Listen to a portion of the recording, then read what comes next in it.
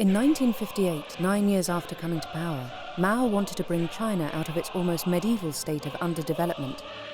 He launched a program of industrialization in towns and in the country, intended to take China into the promised land of the socialist paradise in less than 15 years.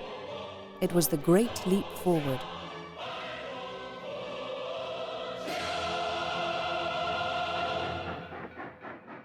But the crazy dream became a nightmare and dragged 650 million Chinese people into hell. The country sank into economic chaos, which caused an unprecedented famine. The terrible death toll was around 45 million.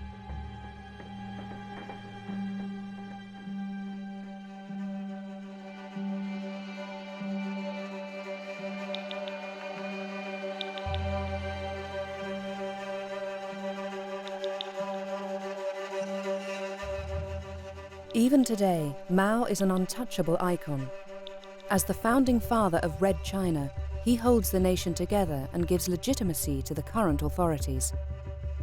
So as not to damage his image, the Chinese Communist Party has maintained a deafening silence on this tragedy for 50 years. For the first time, this film is raising the curtain on this bloody episode in Chinese history.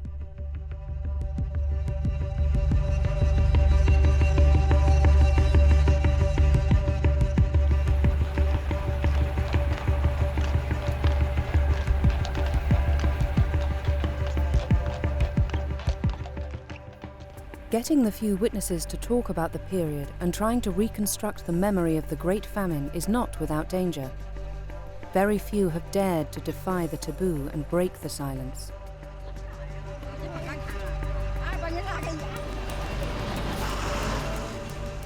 Zhe Sun, a young historian from the University of Hong Kong, felt she had to take on this task. Over 4 years, she crisscrossed the Chinese countryside to collect the testimony of survivors of this terrible tragedy. As soon as I think about that time, my legs start to shake and I feel a great sadness. I prefer not to think about it, because I feel pain when people talk about it. Among the people she talked to, many had never had a chance to tell their story, and some survivors are very elderly. So Zhu Chun's task was an urgent one. For her, it isn't only a duty of memory, it's also a personal story, since several members of her family died of starvation during the Great Leap Forward.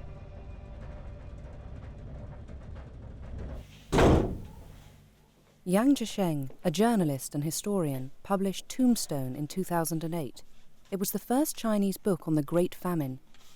Published in Hong Kong, it has been banned in mainland China. His own father died of starvation during that period. Even if no one from my family had died of starvation, I would still have written the book, because it's very important. As a journalist, I had to bear witness. I did it so that future generations can know the truth.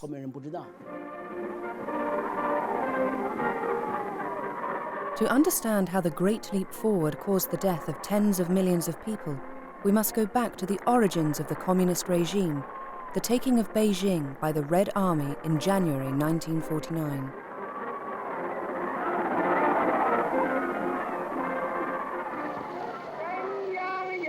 The central government of the people is established.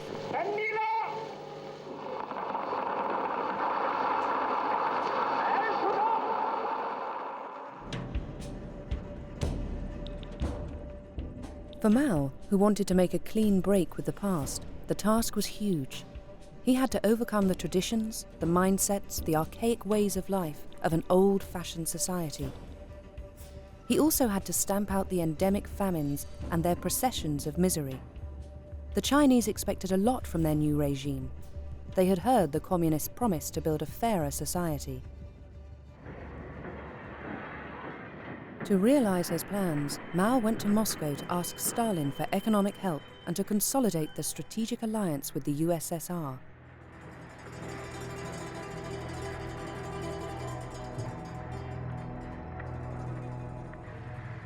The Chinese leader felt huge admiration for his Soviet counterpart, who nevertheless treated him with contempt and made him wait 2 days before seeing him. The two countries signed a treaty of friendship. The USSR would supply China with huge quantities of arms, factories, industrial and farming equipment, and all kinds of advisors.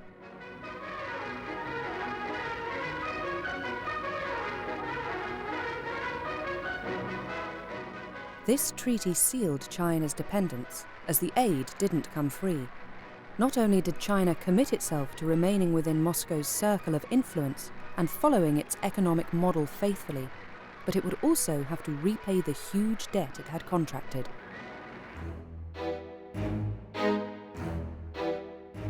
As the first step towards the Soviet model, less than a year after coming to power, the Chinese Communists started a massive reform of agriculture. It affected half of all cultivated land and benefited 300 million poor peasants.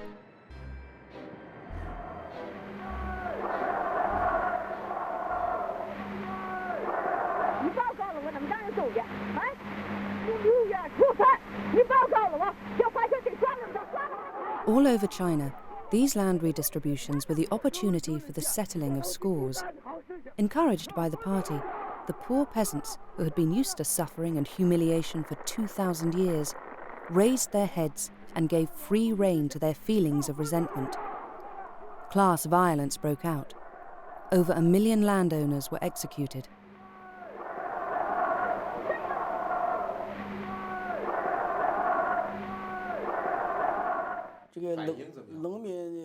The Chinese peasants had their best 2 years between 1950 and 1952, just after the land distribution and the agricultural reform. In 1950 they were still poor, but life quickly improved from 1952. In my home region we were farming land which was ours, and we had enough to eat. We gave part of our harvest to the state, and we kept the rest for ourselves. That was plenty. I was young at the time, but I could feel that life was improving. The villages organized all sorts of artistic activities during the new year, but later all that was stopped.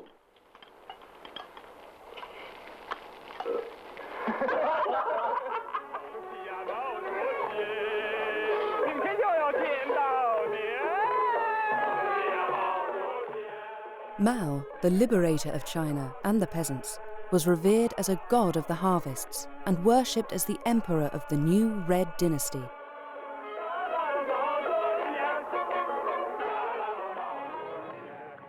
But from 1953, these land redistributions made Mao fear the reappearance of a class of small landowners. So, on the model of the Soviet kolkhoz, the party persuaded the peasants to combine their plots into collectives of up to 50 families. This new step was greeted with mistrust, as it meant they had to return the land they had been given 3 years earlier to the community. In spite of everything, Mao still judged the Stalinist model as the ideal, even though the Soviet tyrant died in this same year, 1953. Then, an extraordinary event shook the socialist world. In February 1956, in his famous speech at the 20th Party Congress, Khrushchev denounced the crimes of Stalin, his personality cult, and his disastrous collectivization campaigns.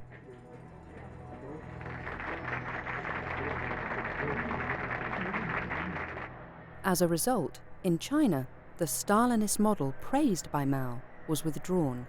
The campaign of agricultural collectivization was suspended, and Mao's ideas were no longer in favor.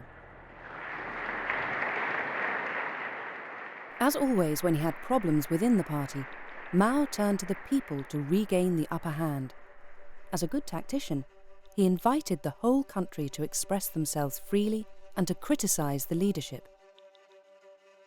He called it the 100 Flowers Campaign, and it took an unexpected turn.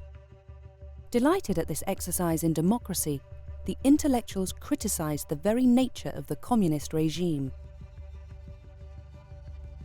For Mao, whose aim was to flush out the critics, the strategy worked. He could then publicly identify all those who had spoken against the regime as class enemies.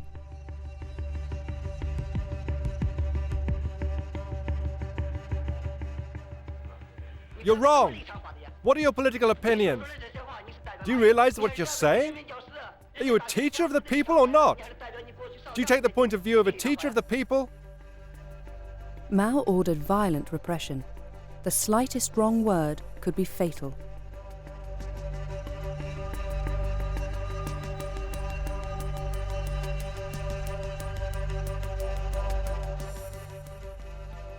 Between 500,000 and 1 million people, mostly teachers, were labelled as rightists and deported to forced labour camps where many died of starvation. 3,000 of these dissidents were sent to the Jibiango labour camp on the edge of the Gobi Desert, a so-called re-education camp. Oh, if only you knew. So many of us died. In all, 70% of the camp's population. At the time, we slept on the bare ground, in holes we were made to dig. The dead were put into big trucks and transported into the desert. They were covered with a thin layer of sand, and over time their skeletons gradually came back to the surface.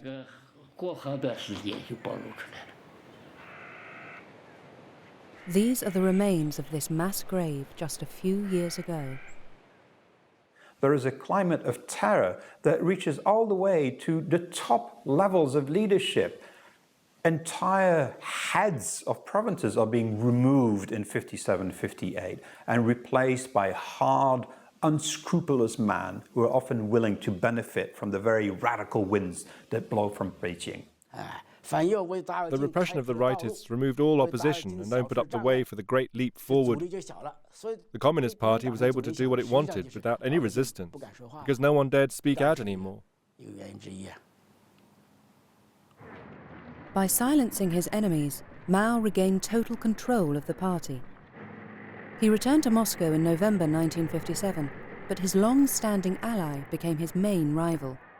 When Khrushchev declared that the Soviet Union's economic production would exceed that of the USA in 15 years, Mao took up the challenge. He said that China's steel production would exceed that of the United Kingdom in the same period.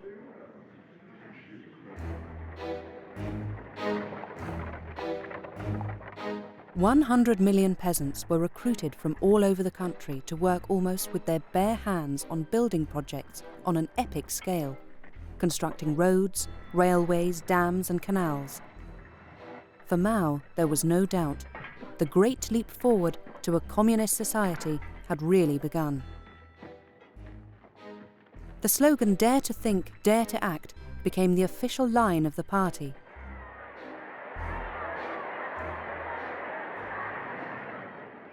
Mao symbolically went out to work sites to lend the peasants his support.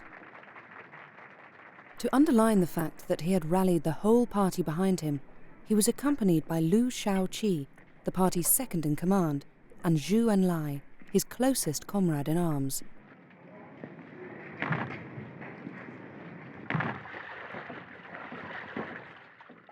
Liu confirmed his support for Mao by saying, "Hard work for a few years, happiness for 1,000.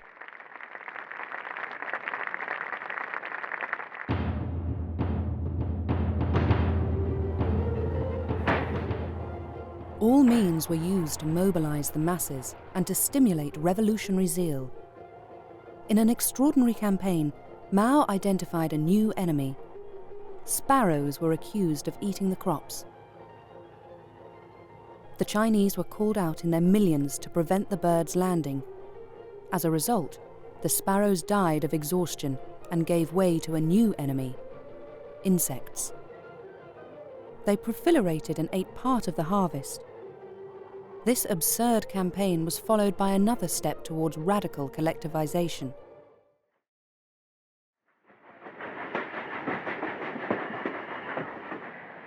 During a journey, Mao saw a banner in a field praising the merits of the first experimental People's Commune set up in Henan province.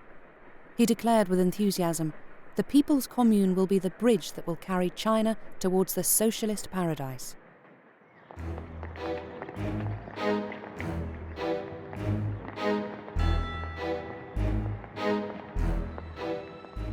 The saying was taken up in all provinces, and in just one summer, thousands of communes were formed. They consisted of up to 2,000 families. There were even plans for enormous communes, combining up to 10 or 20,000 households, which would be headed by cadres who were totally dedicated to Mao.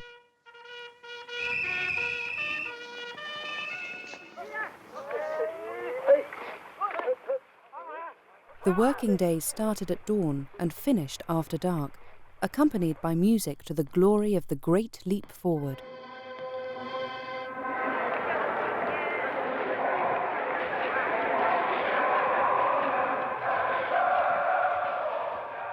As the basic unit of the future society, the Commune experimented with a completely new way of life. Here, everything was designed to immerse the individual in a collective life geared towards production. All private property was abolished. Houses, animals, land and production tools became collective property. Nurseries and free, compulsory schools liberated women from their maternal duties so they could work in the fields.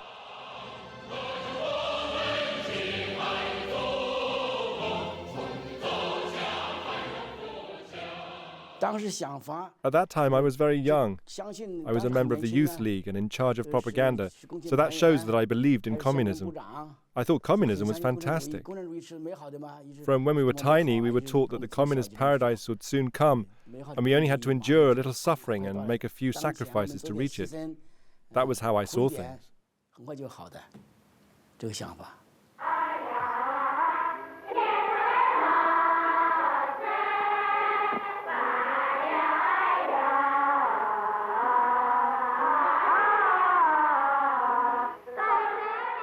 The family unit disappeared, and children were made to live by the new rules of collective life. The individual was nothing more than a cog in a big machine.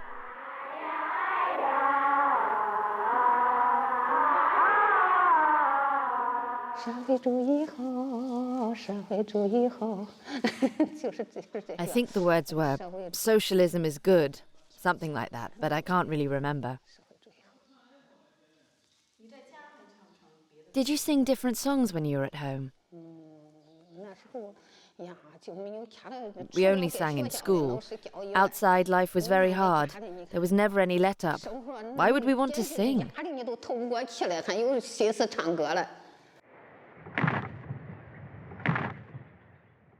As in a barracks, men and women were separated and grouped in dormitories.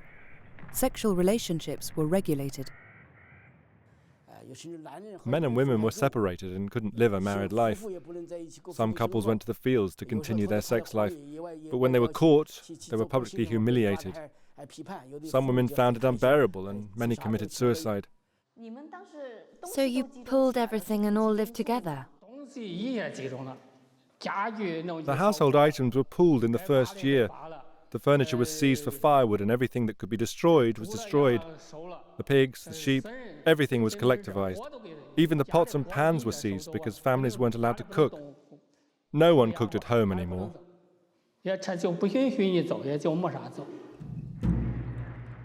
The aim was to force the peasants to take their meals in the commune's collective canteens. In some of them, they even abolished money.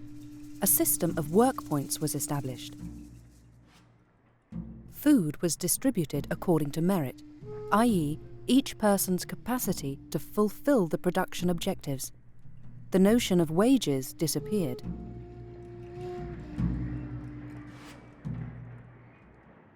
It was compulsory to turn up every day. If your name wasn't on the attendance list, you were punished and you lost work points.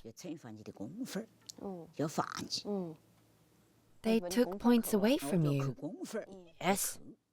But without work points, you had nothing to eat. The fewer work points you earned, the less food they gave you. Oh, it was miserable. I can tell you that life was brutal for everyone at that time, except the cadres. Those people lived well.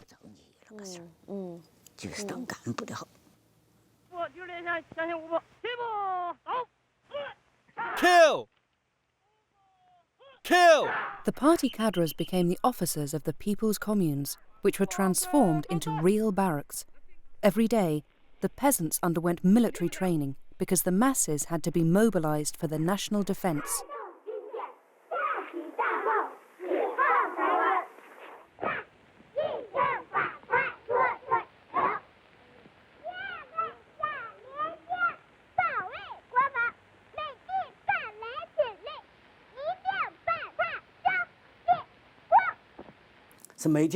Every morning, the peasants gathered at the entrance to the village and waited for the group leader to allocate the tasks. At the end of the day, the leader shouted, "Work's over!" and the peasants went to eat. They weren't motivated and productivity was very low. That was one reason why productivity didn't increase. In the people's communes, peasants had no right to free speech. Their skills weren't taken into consideration anymore. Everything was decided by the authorities who mostly knew nothing about the subject.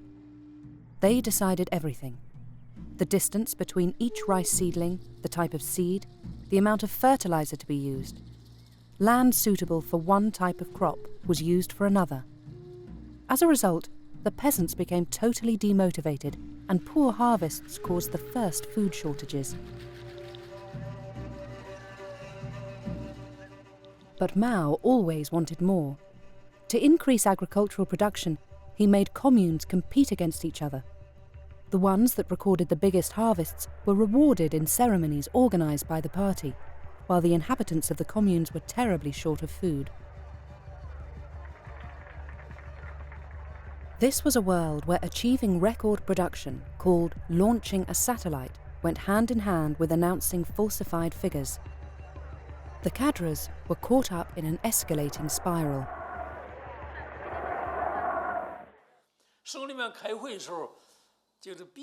At the provincial meeting, my superiors asked me what I thought about it all. Some places have launched plenty of satellites and declared high levels of production. What do you think? My back was against the wall and I had to say that I would respect the quotas without fail. But in reality, I couldn't keep those commitments. It was impossible.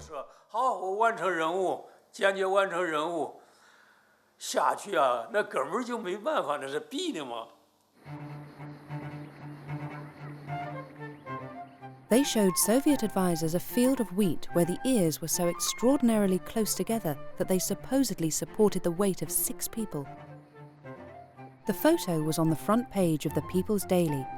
Everyone was fooled, and those who weren't were too scared to say it was a con. Lying became common at all levels of the hierarchy. The figures for agricultural and industrial production were falsified throughout the country to meet and even exceed the targets set by the party.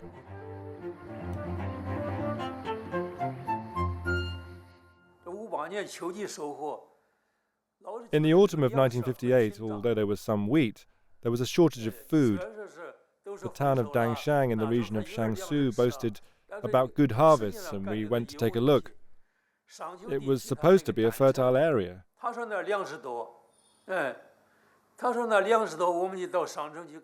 Everyone who went quickly realized that it was all nonsense. They showed us piles of crops where the cereals were on the top, but underneath was just straw and stubble. Everyone understood what they'd done, but no one dared talk about it. I saw the trick too.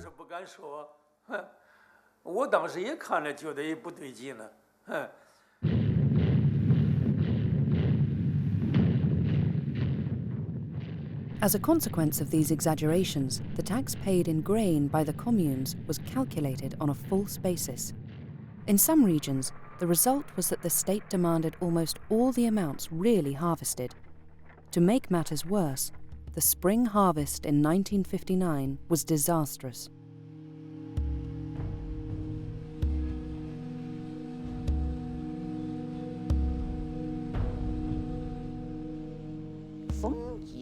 The wheat had hardly been cut when all the members of the commune were made to carry the crops on their back to a boat which took them away. They did it at night by torchlight. As soon as the crops were gathered, the wheat was taken away. Yes. They were shipping it out to pay debts. Yes. Do you know which country had to be paid back? How would I know? So who told you that the debts had to be paid? The cadres said that. At every harvest, Deng Xiaoping said debts had to be repaid even if the country was very poor. Did they leave you a little bit or not? A few kilograms. Far too little to feed us till the next year. The famous debt was the one that China had contracted with the USSR for the purchase of hundreds of factories that were delivered ready for use. Beijing undertook to repay Moscow in the form of agricultural produce. Mao wanted to accelerate repayment, even if it meant people starving in the countryside. In some regions, people really had nothing to eat. I was sent out of the village on a mission, but the members of my family who stayed behind were reduced to eating the bark of medlar trees. Tree bark? Yes, tree bark. They ate the roots of banana trees too, anything they could find. People also ate mud, a sort of white mud. Stems of rice too. We were so hungry that we filled our stomachs with whatever we could find. Once I saw an adult collapse. He fell to the ground while trying to eat a sort of bean paste. He died in front of me, and he still had the food in his mouth. So I laid him under a tree. We were so hungry that soon afterwards we started eating the leaves of that tree.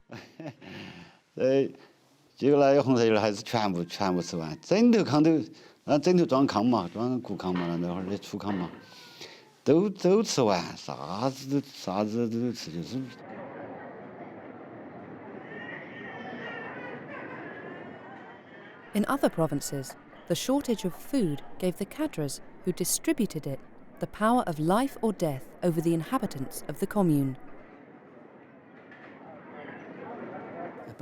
In theory, peasants were entitled to 250 grams per day, but the cadres allocated themselves much more.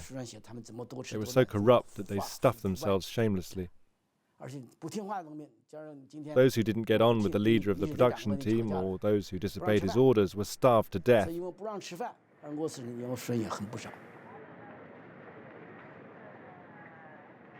He who does not work shall not eat. That is the principle that was applied from 1958 to 1962, meaning that entire categories of people deemed to be unfit, deemed to be too weak or vulnerable, pregnant women, were deliberately cut off from the canteens and starved to death. That qualifies as murder. Were the cadres here very violent? Yes, very cruel. I remember that when they caught some peasants who had stolen some roots from the fields, they tied them up from head to foot.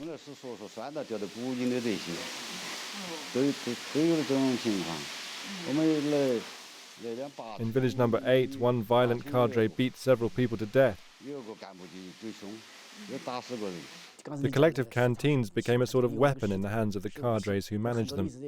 I know of many examples, like the case of one man in charge of a collective canteen in a village in the province of Qinghai, who one day summoned a very beautiful woman. She was suffering a lot from the famine, and the cadre asked her how many days it was since she had eaten. Then he ordered her to undress. When he saw her naked, he said, "Why are your breasts shriveled?" The woman answered, "My chest is now as flat as a man's." The cadre demanded that she bring him her daughter. Her daughter was very young, but she accepted, in exchange for 2 miserable loaves of bread. She killed herself soon afterwards.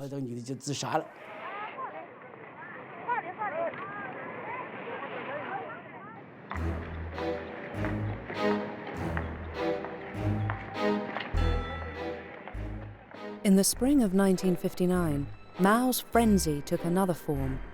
The great helmsman demanded 100 million tons of steel in the next 3 years. Since the production of the steel factories was insufficient, the peasants also had to contribute to the effort. They made small blast furnaces out of whatever they had. To make the small blast furnaces, we used mud mixed with hair to make it stronger. Many female comrades had to cut their hair.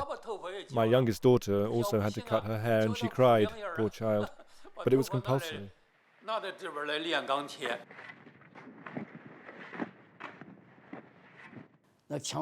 Nearly all the trees in China were cut down for fuel. Forests were razed and people had to melt down pots and kitchen utensils. Even school bells, ironwork on doors, everything was melted down. And all the press rejoiced.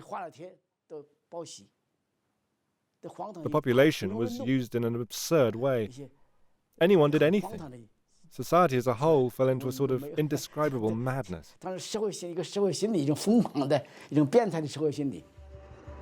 Officially, China started producing millions and millions of tons of steel. In reality, all that came out of these foundries was an unusable metal. These small blast furnaces worked day and night and mobilized tens of millions of peasants for nothing. Steel is one of these magic indicators of progress within the socialist world. The consequence, of course, is that the farmers are worked literally to death, and the grain is taken literally out of their mouths. But that's a price worth paying, in Mao's view.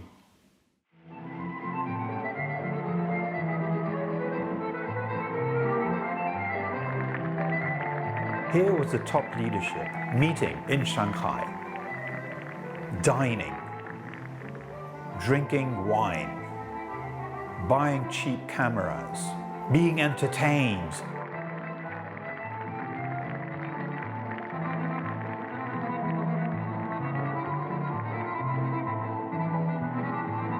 The idea that Mao somehow didn't realize that there was mass famine in the countryside is a myth. It's a complete myth.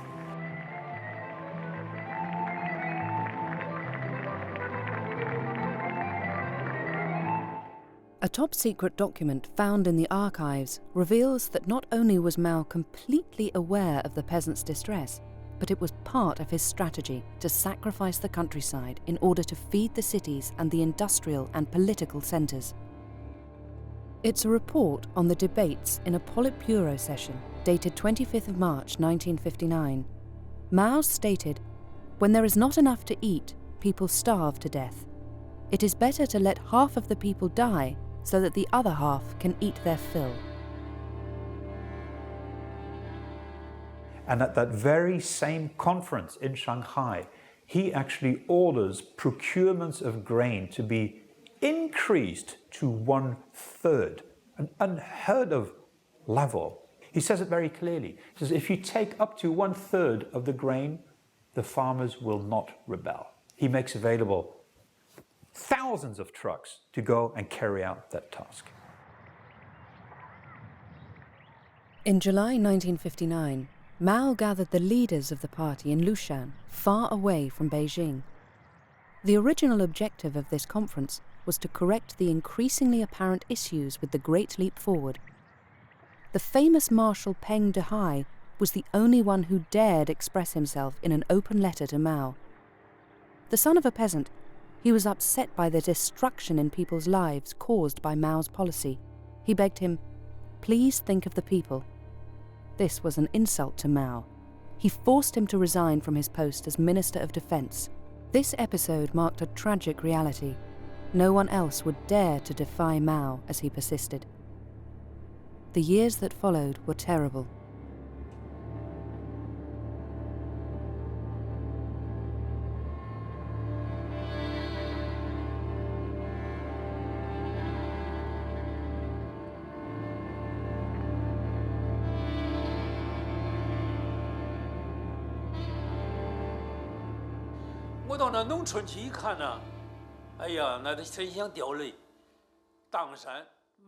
When I went to the villages, oh, it was hard not to cry.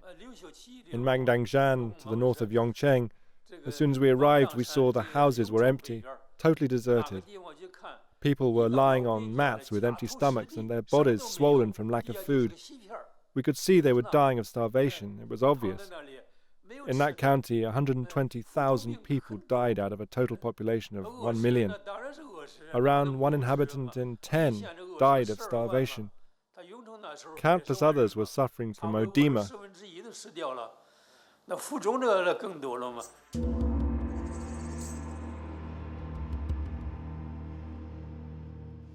Can you imagine what it's like to starve to death? To spend your days with nothing to eat? You got very thin, and as you got thinner, at a certain point you had swellings. You'd be so swollen that it scared people. You had bruises all over your body. And in those cases you shouldn't eat salt. But many people stole salt to eat in secret. Were you there when your grandparents died? Yes. What did they die of? They died of starvation, of constipation after eating mud to ease their hunger. We didn't even have a coffin to bury my grandfather in, so we buried him directly in the earth.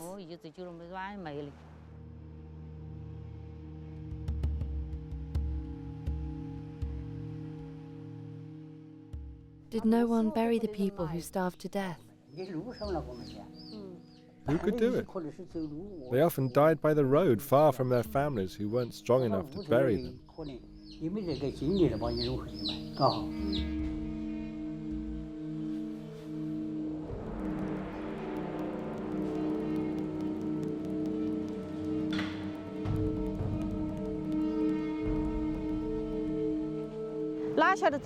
I was walking along the river when I accidentally stepped on the belly of a dead body. I let go of the cart I was pulling to run away. A bit further on, I came across another body, a child's that time. Gave me such a fright.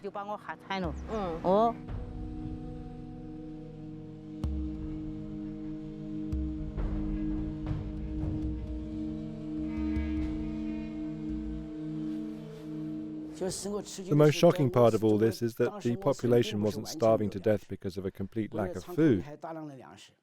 The state's granaries were full. In the time of the dynasties, when there were famines, the emperors opened the reserves and distributed the food to the people in distress. Conversely, the leadership of the Communist Party, a regime that claims to serve the people, refused to help the people who were starving and didn't open up the granaries that were full. That really astounded me. Whole populations were camped around the granaries. They begged, "Communist Party, give us a little food." They begged until the starvation finished them off. It was unimaginable.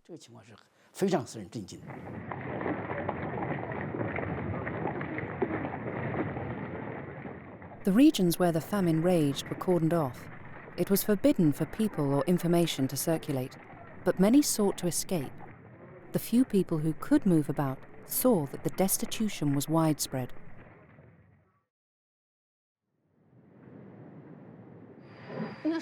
When the train stopped in the station, I saw crowds of starving people stretching their hands through the windows to ask for food. Everyone was suffering from hunger at that time. All those people were fleeing the famine.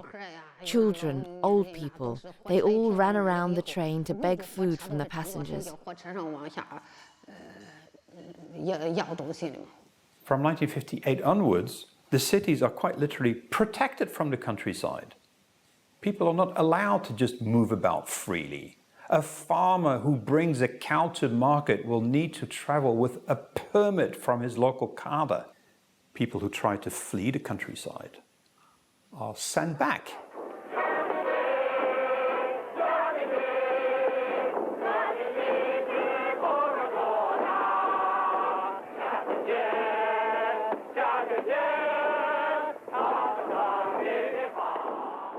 Mao's radical methods caught the attention of his Soviet counterpart, Nikita Khrushchev, who was informed by his advisors on the ground.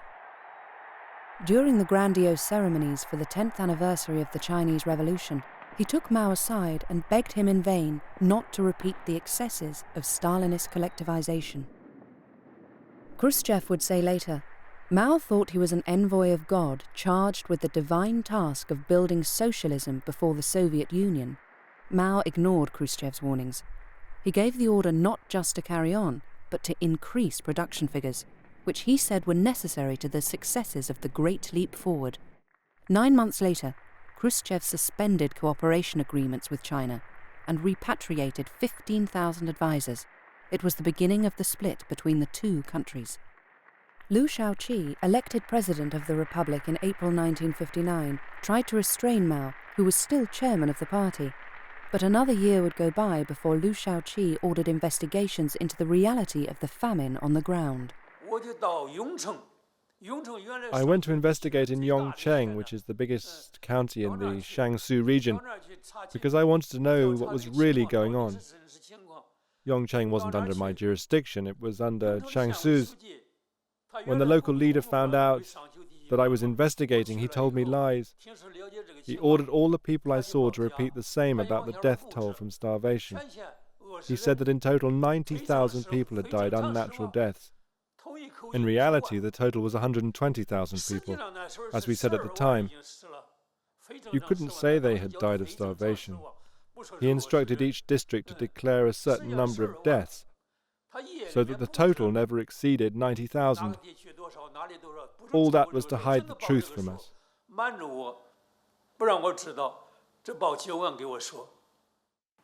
3 high-ranking officials started investigations. They came to a result of several tens of millions dead from starvation.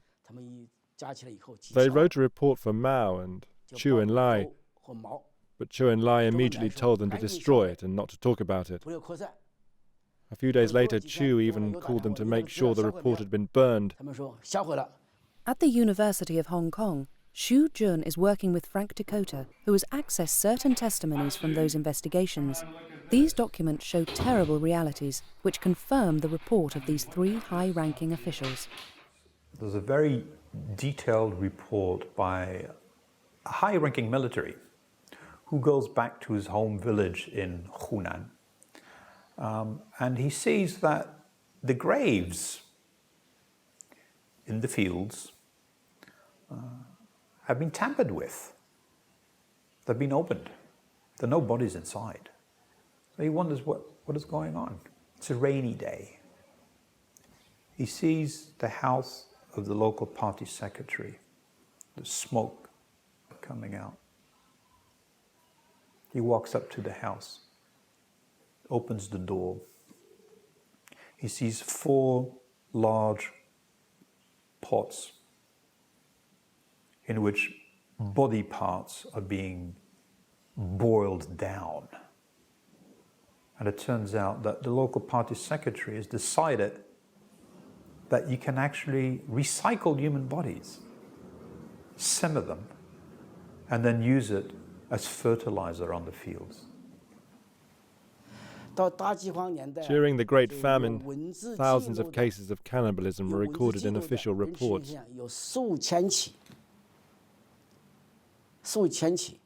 There are plenty in the archives. I know of one case in Gansu where people ate their own dead relatives. The mother, before she died, said to her daughter, "There's nothing left of my body to eat, just my heart. When I die, you can eat my heart." And that's what happened.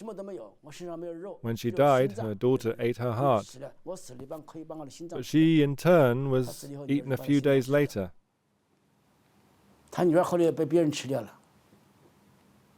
one case in Hunan province, very well documented by a top working team sent into the countryside, they found out that a man was forced to bury his own child alive because this child had also stolen some food.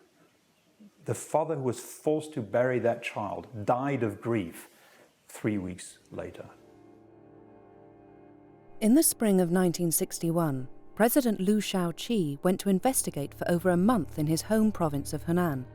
He found out that friends and members of his family had died of starvation without him knowing about it, because the local cadres had hidden the truth from him.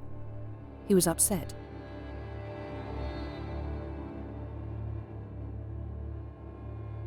For Liu, the great leap forward had to be stopped. But it was only in 1962 that the party brought together 7,000 cadres from all across the country to put an end to the crazy undertaking of the Great Leap Forward. Liu Shaoqi said that the party was largely responsible for the famine. He contradicted Mao on that issue because from the start, Mao had estimated the harmful aspects of the party's policy to be only 10% of the reason for the famine. Although the famine continued to claim victims until the end of 1962, the situation slowly improved with the re-establishment of farming on privately owned plots of land and free markets.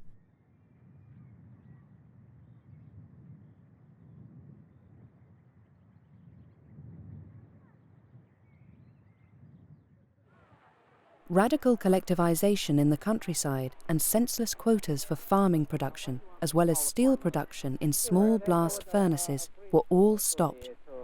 The Great Leap Forward was over.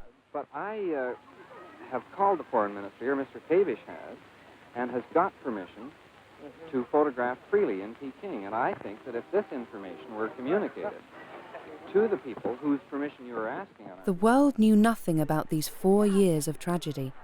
The regime at the time put everything in place to hide the truth at all costs. There were Western journalists working at the New China Agency. They translated our articles into English. In the 1960s, these foreigners regularly took their holidays in the province of Anhui. Everything was arranged for their arrival. The shops around where they were staying were filled up with food. Stylishly dressed girls were conscripted to canoe on the lake close by. The staging was magnificent, and the foreigners wrote articles when they returned, swearing that there was no famine in China. Everything was staged to make the Western journalists believe that China was a paradise of virtue and plenty. In the same way, foreign political leaders were taken in. Returning from China in 1961, François Mitterrand described Mao as a humanitarian and certainly not a dictator. He said Mao had assured him, "The Chinese people are not on the verge of famine. I repeat, in order to be clearly understood, there is no famine in China." It was an enormous lie. The Chinese leadership knew perfectly well that their policy was killing tens of millions of people. The question of who should answer for these acts before history was an issue of power more than ever before. Liu Shaoqi was called to see Mao Zedong by a swimming pool. And Liu Shaoqi made a mistake when he said, "You and I are responsible for the famine. And all of it, including cannibalism, will go into the history books. History will judge us." At that point in time, I think Mao already sealed the fate of Liu Shaoqi and thought, this man is my worst enemy. Mao didn't want to be placed in difficulty by this subject or by others. So to regain power once more, he led the Chinese youth into the movement of the Cultural Revolution against the party bureaucrats.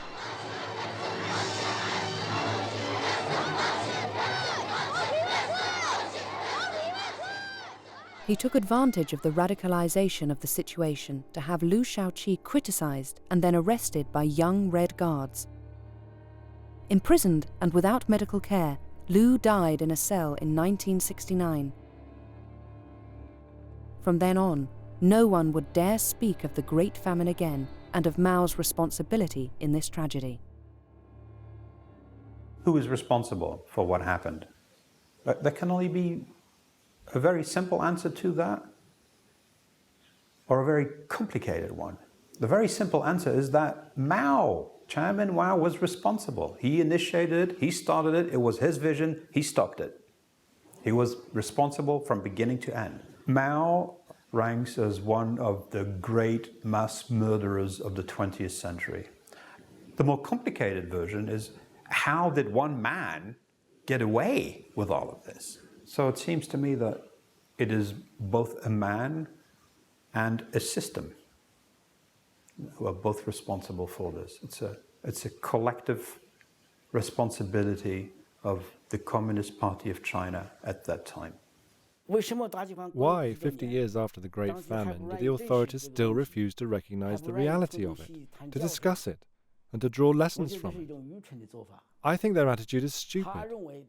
The authorities are convinced that it would damage the legitimacy of the communist regime and threaten its leadership. In my opinion, their fears are unfounded. Do you know why I wrote my book Tombstone? I'm a member of the Communist Party myself. I wrote this book primarily to lighten the shoulders of the Communist Party, which continues to bear the huge burden of this history. Certainly one day it will have to rid itself of this weight, and the sooner the better. I'm convinced that a nation that can't really face up to its history has no future.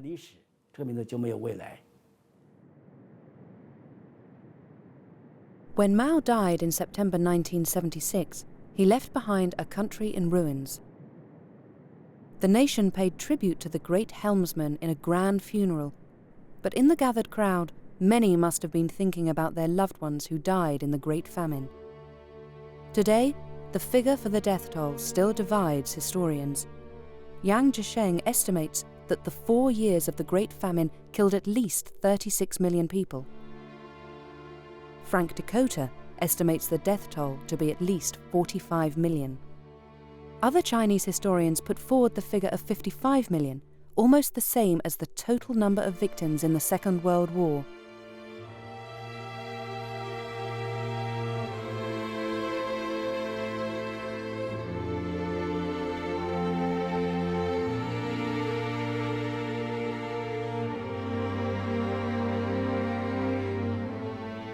There is no monument in China to commemorate them, apart from this modest edifice in the middle of the Henan countryside. It was put up a few years ago by a peasant who defied the silence that the communist leadership has always imposed on this unspeakable Holocaust.